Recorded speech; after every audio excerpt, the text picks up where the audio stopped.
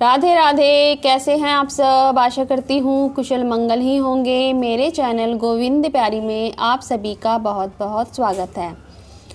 देखिए, जो लड्डू गोपाल जी है उन्हें चंदन अति प्रिय है, ये बात तो सभी भक्त जानते हैं। लेकिन भक्त जो हैं वो ये बात नहीं जानते हैं कि जो सर्दियों में जो चंदन है उसका टीका लड्डू गोपाल जी को नहीं लगाना चाहिए, क्योंकि जो चंदन होता है उसकी जो तासीर होती है वो ठंडी होती है।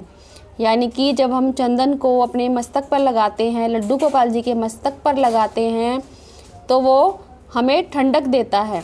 और जब सर्दियां शुरू हो गई हैं और सर्दियां आगे अब बढ़ेंगी, तो हमें ये ध्यान रखना चाहिए कि हमें लड्डू गोपाल जी को चंदन का तिलक नहीं लगाना चाहिए।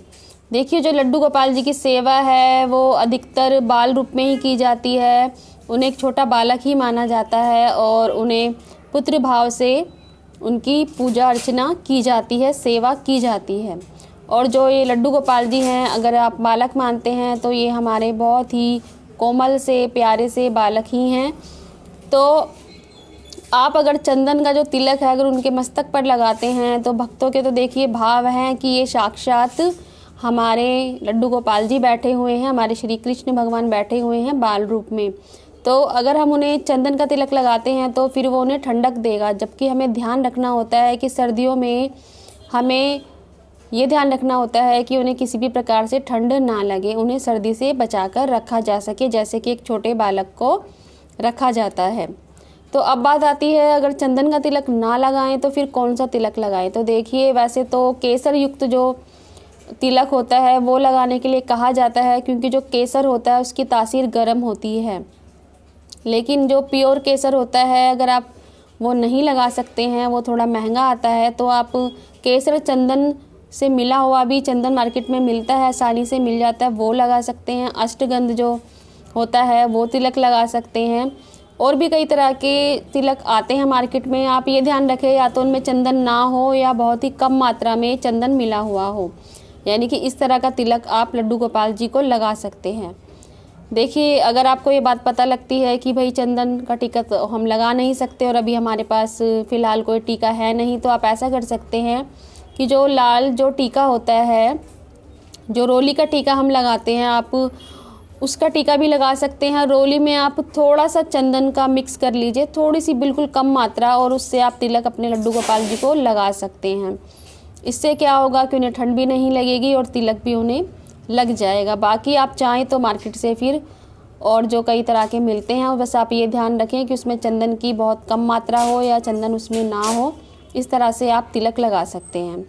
और अगर आप चाहें तो चंदन का जो तिलक ही आप लगाना चाहें, आपके मन का भाव है कि भाई हम तो चंदन ही का ही तिलक लगाएंगे लड्डू गोपाल जी को, तो आप फिर ये ध्यान रखें कि जो चंदन है उसकी बहुत कम मात्रा, बिल्कुल मतलब आपको बस हल्का सा ही टच करवाना होगा लड्डू गोपाल जी को, ताकि उन्हें फिर सर्दी का एहसास ज़्यादा ना हो। और देखिए, अगर आपको समझ में नहीं आ रहा है कि भाई कई तरह के चंदन तो आपके पास हैं लेकिन इनकी तासीर ठंडी है, गर्म है, ये कैसे पता लगे, तो आप एक काम कर सकते हैं कि जो तिलक आप लड्डू गोपाल जी को अर्पित करते हैं उसी तिलक को आप अपने मस्तक पर थोड़ी देर लगा कर रखिए। आपको खुद ब खुद पता लग जाएगा कि वो अगर आपको ठंडक देता है तो फिर उस तिलक का आप कम से कम प्रयोग करें।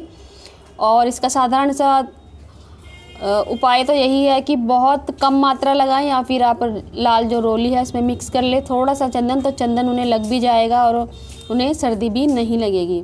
तो देखिए, एक छोटी सी वीडियो थी, तो मैंने सोचा कि आज भी बहुत से भक्तों को ये जानकारी नहीं है कि जो चंदन होता है उसकी तासीर ठंडी होती है और सर्दियाँ जो हैं अब आगे आगे बढ़ने वाली हैं, तो जब बहुत ज़्यादा सर्दी पड़ती है तो देखिए फिर चंदन का टीका तो हमें नहीं लगाना चाहिए लड्डू गोपाल जी को, क्योंकि अगर ये भाव हैं भक्त के कि वे छोटे बालक हैं और देखिए हमारे कोमल से ही हैं हमारे लड्डू गोपाल जी, तो फिर तो हमें उनका पूरा ध्यान रखना पड़ेगा एक छोटे बालक की तरह।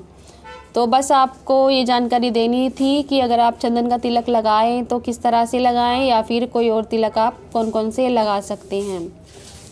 देखिए, जो मेरा चैनल है गोविंद प्यारी, देखिए जो मेरा चैनल है ये गोविंद प्यारी, इसमें मैं लड्डू गोपाल जी से संबंधित जानकारी देती रहती हूँ और भी मैंने कई वीडियोस मेरे चैनल पर बनाकर डाली हुई हैं, आप उन्हें देख सकते हैं।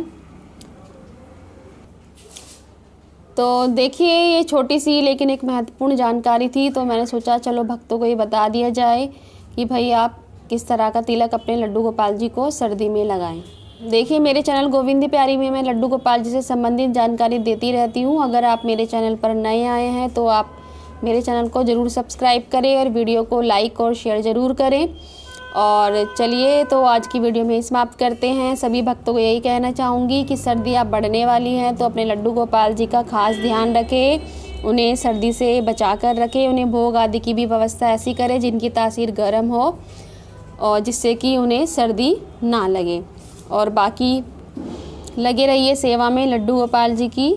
चलिए आज की वीडियो फिर हम यही समाप्त करते हैं। राधे राधे।